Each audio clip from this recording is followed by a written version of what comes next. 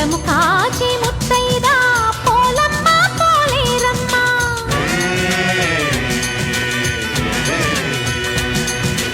అభయమిచ్చే ముత్తైదా ముత్యమ్మ ముత్యాలమ్మ.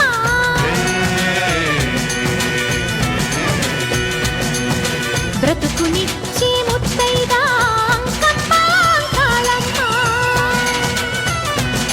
ఉదయమే లేచి ప్రతి ముత్తైదు అంబను కాదు కవిచేది. తన మదిలోని కలకలనన్ని అమ్మలకేగ తెలిపేది. నెలతలే లేకుంటే దేవుడికి నెలవేది.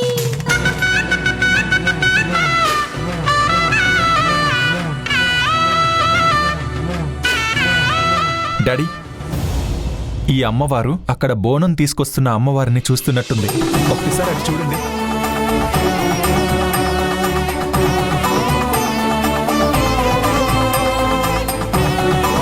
నీలవేణి బోనం తీసుకొస్తుంటే ఎంత బాగా కనిపిస్తుందో.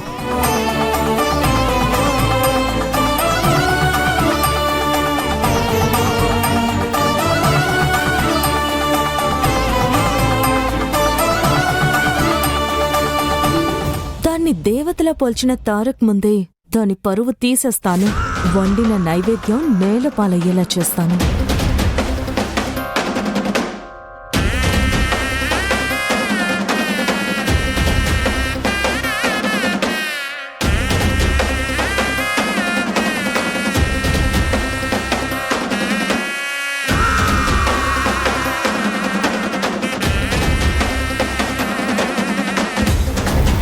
నీలవేనక్క బాగా వేడిగా ఉన్నట్టుంది, నేను ఎత్తుకుంటాను. ఇవ్వు.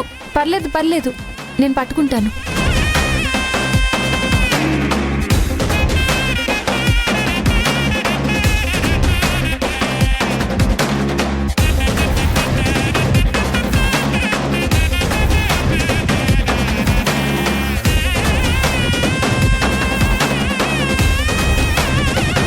నీలవేణి పర్లేదమ్మా, పర్లేదు, ఇవ్వు. పర్లేదు పర్లేదు.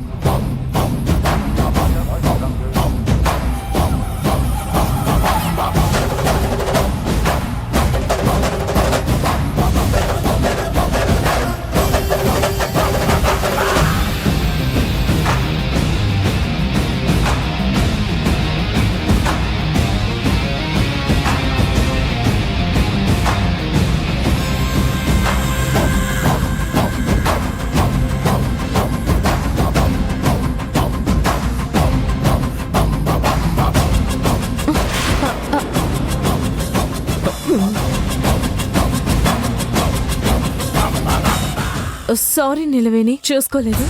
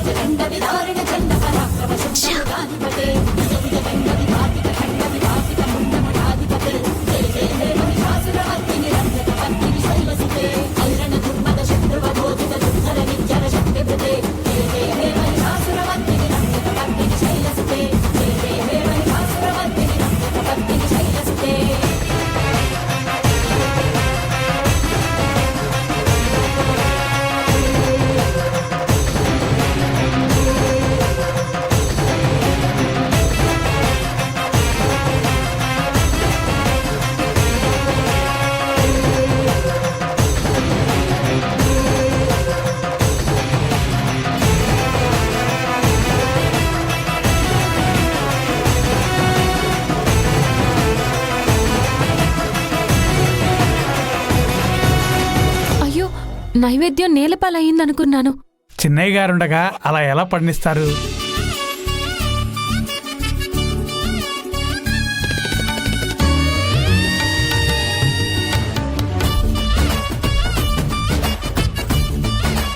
అర్చన, నీకేమైనా బుద్ధుందా? తను బోనం తీసుకొస్తుంటే కాలడ్డం పెడతావా? చూసుకోలేదు అంకుల్. అందరూ చూస్తుండగానే ఇలా ప్రవర్తిస్తున్నావు. నీ బుద్ధి ఎలాంటిదో చూసుకో.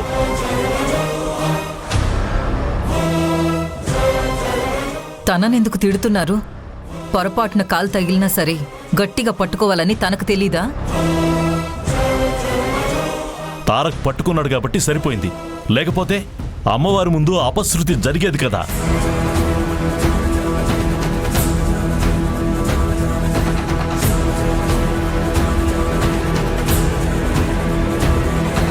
ఏం చేసినా ఇది కరెక్ట్గా చేయదు, అందుకే అప్పుడప్పుడు వస్తూ పోతూ ఉంటుంది.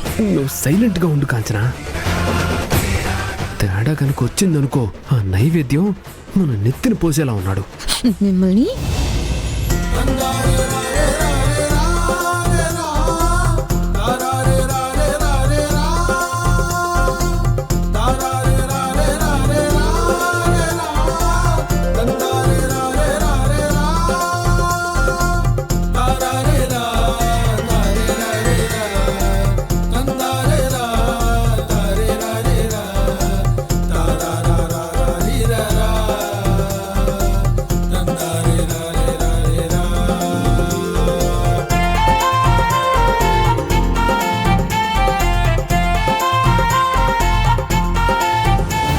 మీ చేతికి ఏం కాలేదు కదా?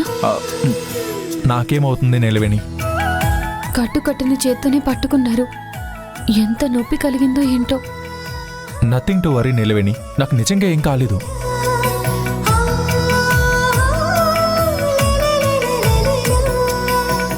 అమ్మవారి ముందు అపశృతి జరగకుండా కాపాడగలిగారు సార్. సర్లే, జరిగిందంతా మన మంచికే అనుకుందాంలే.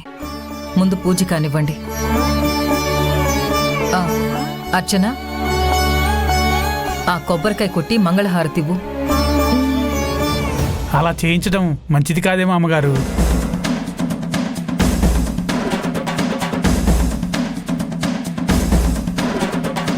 ఎందుకు? అమ్మవారి నైవేద్యం నేలపాలు చేయాలనుకున్న అర్చన మేడంకి ఈ పూట పూజ చేసే అర్హత లేనట్టే.